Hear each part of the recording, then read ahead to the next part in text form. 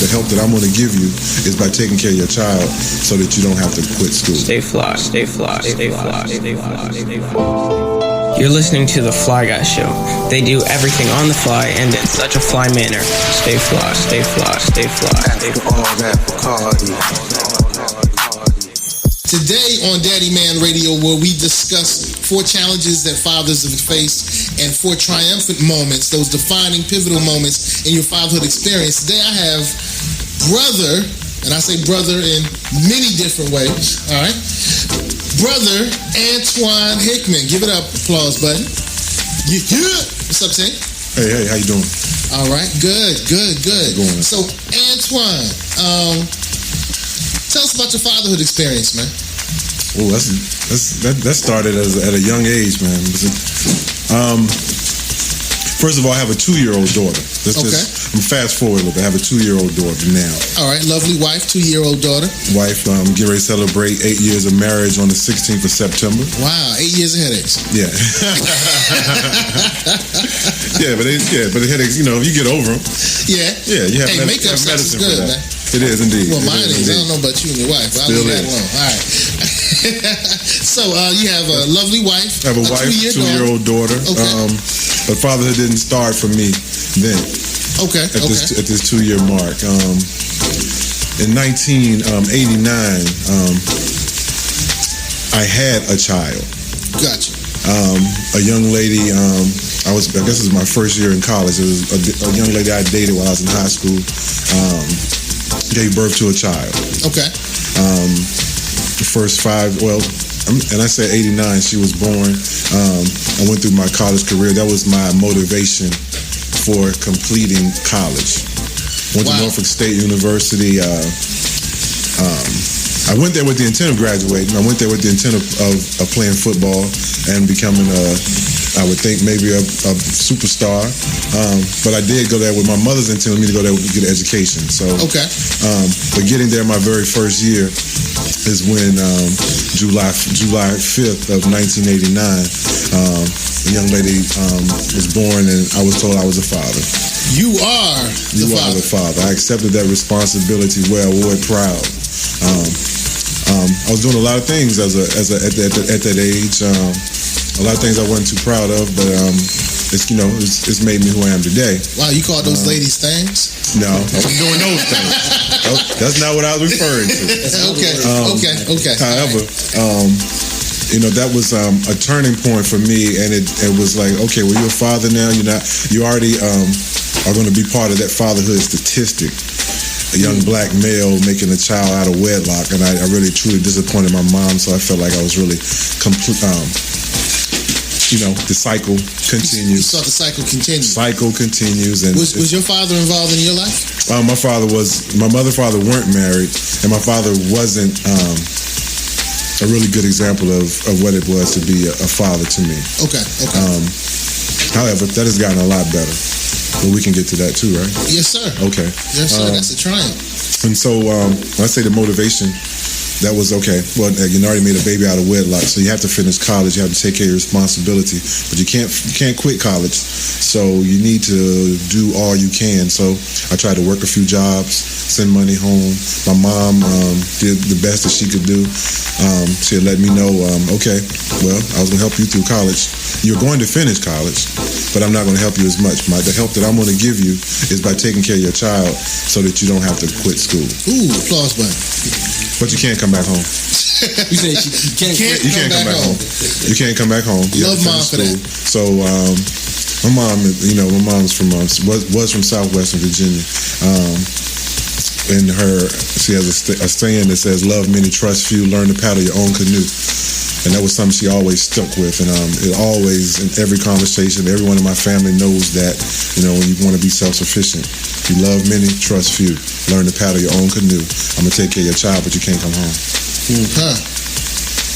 So, fast forward 5 years, graduated my first year, got a job, and then that's when things took some changes, as in we go with child support enforcement, and the $60 every 2 weeks. They were, it was just they were coming for me because I got a job. I was a GM card. Relationship with the baby's mother wasn't the best, but it wasn't horrible. But she wanted to do better for herself as well. And just came that time, and then it was a time where it said, okay, blood test or not. Blood test or not? Who brought that up? 5 years. I mean, when it was at child support enforcement. Child support enforcement brought that up. PCSE. Yes, sir. Yes, sir. Huh. So we had a conversation, and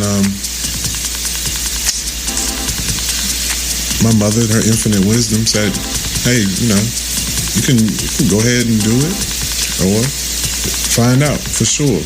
Because there was a conversation, of course. I mean, over the years, there had been some other conversation about yes, no, maybe not, all that, but I wasn't bought into it. I think I wore that fatherhood thing real proudly. So you were able to just let that fall off like raindrops. Yeah, and all along, I was in love with the little girl too. I would develop a relationship, and again, by that time, I'm involved in community service. I'm trying to join Omega Psi Phi fraternity. We were doing, community service is a part of it. And, right. We out and about, and I'm studying education and knowing that I wanted to work with other kids. And so I was like, how can I go out there and be helping other kids? You had this other child here, who's yours? That was not a good mix. So all along, keeping that relationship going. It's kind of difficult. So, blood tests happened. Blood tests happened, bro. And then the real stuff happened. Then the real decision making happened after that was, okay, when the blood test came back negative, 99.9%, you are not the father. You are not the father. 99.9%. What's your first? After 5 years. Does your thought go to the daughter first, or does it go to the woman first? The thought goes to the man first. It went to Antoine being disappointed, and we're talking about 5 years. Well, this is my mother's granddaughter. This is my two brothers' niece. This is my child. This is Desiree, Antoinette. This is my own mother's only granddaughter, and my mother's only grandchild at the time. Yeah, at the time. And her middle name was Antoinette. Wow. Yeah, we were deep. It was a good relationship. We were young too, man. That's right. We come into it. You were not the father, so embarrassed.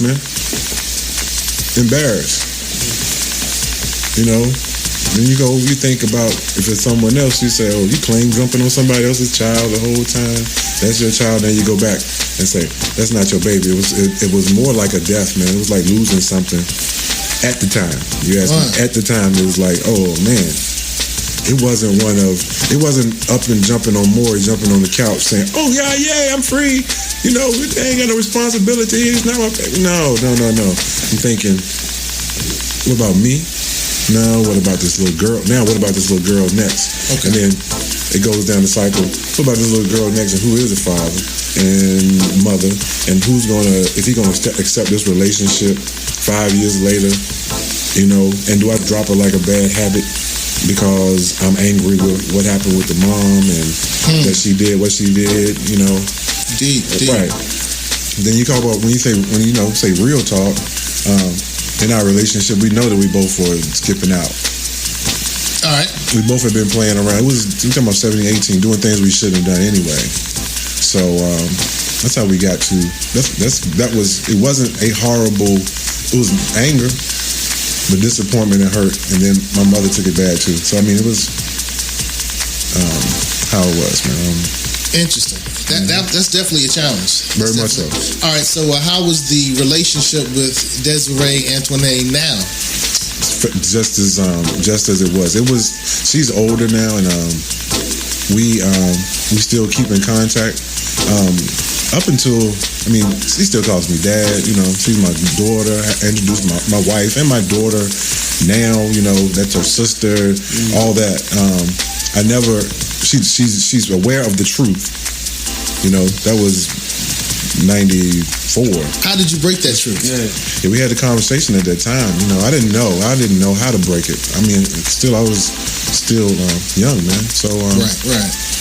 When I had the conversation with her, it was a tearjerker for both of us. But we had that conversation, and then we never had that conversation again. You didn't need to. No, it didn't. You felt compelled to stay in her life, so you still supported financially. Yes, best that I could. I did. Financially up until, now she asked for something, she can definitely get it. Now she's a grown woman, has a child of her own, working and going to school. So yeah, she's doing her thing. Excellent. But 2 years ago, almost 3, Christmas Day, right? Christmas Day. Yeah, my angel Kai Lynn Hickman was born. My wife gave birth to her, and just awesome opportunity to to get it right again. Get it right again. You got it right the first time. To get it right, an opportunity to get it right again. I say. Did you feel any reservations when you're visiting the second time around as opposed from the first time around? One more time. Any reservations? Any reservations? Did you have any? Did they question it? Yeah. Could you? Oh, you back on Desiree Antoinette? No. Because your past experience is what makes you who you are in the future. True. And I know me. Let me say this. From that, there were no chances of any children from 1989, July 5th to 89, as far as I was concerned. Shira, right? That's right. And so when it came to marriage and my wife, there's no. If you see this baby, she's the spitting image of my mother. She sure is. So I have to, I'm hearing myself when I say my mother. You can tell I'm a mama's boy. And the 25th of August will be the second anniversary of my mother's passing. I say. And what I was getting ready to say, if you see my daughter, you see my mother. Wow. So and that's got to be a challenge because your daughter's 2, almost 3. Your mother's ancestorship came almost 2 years ago. Yeah, it was on my daughter's 8-month birthday. 8 month, 8 months of life. Yeah, right. August 25th. And the other challenge that I remember experiencing is prior to your mother's ancestorship, your wife's mother. My wife's mother passed 2 weeks before. 2 weeks before my daughter was born. Right. So my wife's mother died in December. My daughter was born on Christmas. So that's got to be a challenge having that physical loss. Yeah. Of both on both parties, you and your wife feeling the loss of a parent. And when your wife's mother passed, you felt that loss as well. Very much so. And when your mother passed, she felt that loss as well. So that's compounded. And so how is it being a father when you're not saddled, but you're having to manage that level of loss? It's difficult in many areas. One is your level of support. Your support system is gone. When you talk about trust and trusting a baby, your daughter, my daughter hasn't slept out of our home away from us, but we haven't been away from my daughter for more than 24 hours yet. Okay. Because we love family, we love friends, we love everything, but who can you entrust your child to for that long? Aunts, uncles, with so many things going on in the community, and you hear uncles and aunties are the ones that have been accused. Right. Have been not the victims, have been the aggressors. They've been both the victims and the victimizers. Yeah. Right. Yeah. So it's one of those, it's tough. It's tough, but it does make marriage is tough as it is.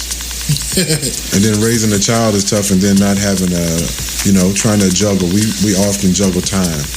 We split time between, a little us time, her time, baby time, and then other, job and school and other activities. So It's kind of difficult, but it does make us strong. You know, in areas of communication, we definitely had to work on it. Well, we've talked a lot about your challenges, man. What are some of the things as a father that you've been very proud of? Those pat on the back moments, those defining moments with Desiree Antoinette as well as with Kaya. Number one, being there, being present for most of their, well, Kaya's coming on, milestones. Being present and being available for milestones, being called Dada. I'm telling you, that means a lot. Being called Daddy, Dada, and being entrusted and being able to be told things that, I can go with Desiree on that side, being able for her to share with me things that the average person would feel that maybe a father wouldn't know, so they kind of help the relationship, Okay. Having being a support system for someone, that's one accomplishment for me. I have to go with me personally, and I mean, as you know, brother, I just finished my doctorate from the College of William and Mary, and so going to that's Billy and the B.I. What has happened, that's an accomplishment, but it took me a while to get it done, because I put it on the back burner when my child was born. I probably could have been finished. Probably would have finished 4 years ago, but I invested your time. I invested my time. I wanted to be. I didn't want to miss out, because I was, again, reminded. You had the question, whatever state of your mind. Right. I was in college, Miss Desiree's formative years. You know what I'm saying? I mean, I traveled back and forth, and Desiree spent time in the dorm. Right. At Norfolk State. Right. At Scott Hall, an all-male dorm for weekends, and it was one of those, my daughter's coming to town, okay, we're going to make it happen. I have it lined up. My mom would stay across town, but Desiree's going to stay with me in Scott Hall, and in the morning, you got to go across to the Twin Tower to the female dorm to get your hair done and come back, and we hang out. It's different, but with Kaya, I had the opportunity to do it right again. Be home, be present, be accountable, be available, be a mentor, just be involved in those formative years. However, working on dissertation, when I just had to say, okay, I came to a point and said, okay, you can take a break. Just a little break from fatherhood. And my friends who are fathers, it says, you got to step away for a minute. It's only going to be 6 to 9 months of going hard, or a year of just going hard, sacrificing their time, and you juggle it, but you can do it. So an accomplishment is not skipping a beat. My daughter didn't miss knowing who I was. There weren't any times of who are you, any of that. So that accomplishment of getting to this point, accomplishment as a father, being a father. That's dope. How important, or I believe that everything your child watches you do impresses them. It makes an impression upon them, is what's probably a better statement. What impression do you think your daughter seeing you become Dr. Hickman, what impression do you think that's made upon her? I'm thinking all along the way that I don't know what month it was. Probably 6 months in, we were doing Golden Fold. And we were on the campus. We was on Tidewater Community College's campus. Right. It was a Saturday, and I had my daughter with me. I try to make sure that she has opportunities. One, to see men being men. True. Regardless of race. Opportunities for her to see men being men, and then black men being men. African American men, being educated, being articulate, being dressed, being well versed, being present, being with their children, being around scholarly things, as well as participating in community service. I have pictures of her doing Thanksgiving basket giveaway in the cold with her coat and scarf on, with the members of Omega Psi Phi fraternity out, just doing community service at my church. She's at the church. She's we feed the homeless there. We I'm forgetting what the question was, but I know what that is impressed upon her. It's impressed upon her at this early age, at right now, that she is going to be greater than myself. That she's going to. That's enough. And she has to be. I mean, I have my doctorate, and I had to have it. I couldn't say that was part of it that I couldn't say. Well, you can go get it. Daddy didn't. I was all but dissertation, but you were born, and I couldn't do such and such, and I made a sacrifice. No. By the time she gets my age, she's gonna have to have 2 doctorates. That's what I say, and that's what I've been telling. That's what I tell my friends. And at the least bit, it provides a example. So, no dude that's less than you can step to her. That is exactly right. You feel what I'm saying? That is 100% it. He's gonna have to come hard. He's gonna have to know from the door. He's gonna have to know how to open the door, how to close the door, how to respect her, what side of the street he's supposed to walk on, what side of the car he's supposed to drive on. Are those things important to you? All those things are important to me. Why? Very much so. As far as respect for womanhood, or just being. Just those chivalristic. It's very important. It was taught to me by my mom early. How to. She was like, okay, well, your father's not here, but I'm gonna teach you how to Well, I was going to go way out. How to go to the store and buy tampons. I'm gonna also teach you how to buy lingerie, not to buy cheap lingerie for your girl. I'm also, hey, you hear them guys that when we walk by them at a young age. You hear them guys that were whistling at me or saying something inappropriate to me. Don't let that happen again. What am I supposed to do? You say, hey, don't disrespect my mother like that at a young age. This is what side you come around and open the door for me. That's crazy. This is what that happened. I remember it just like it was yesterday. That's crazy. And so, the other day I was with my pops. We were standing outside getting ready to leave the crib. And there was a dude walking with his girl, and he pointed, he said, you see them? He said, you see where she walking on the outside? I said, man, back in the day, he said, woman never walked on the outside. He said, well, she get hit by a cop.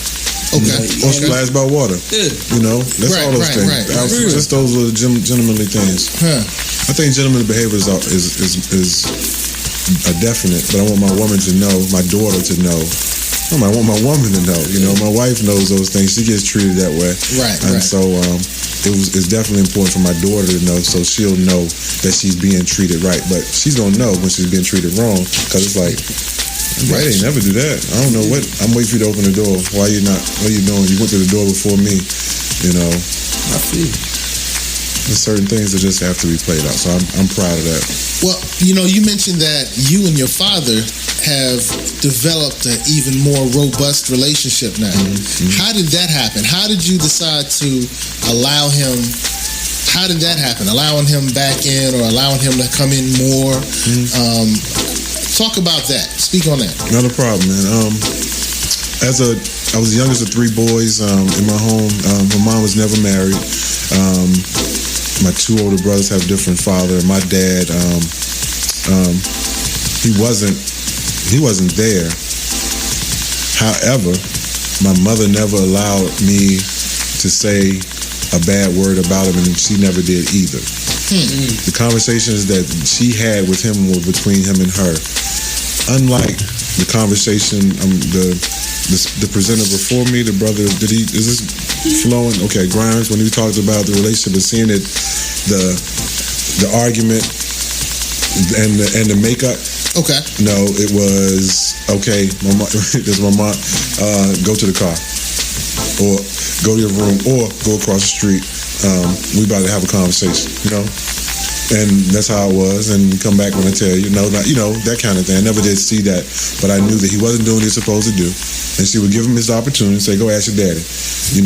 You want such and such? I can't do it. I'm not able to do it. Go ask your dad. So many times he did. He has let me down. Once or twice he has come through.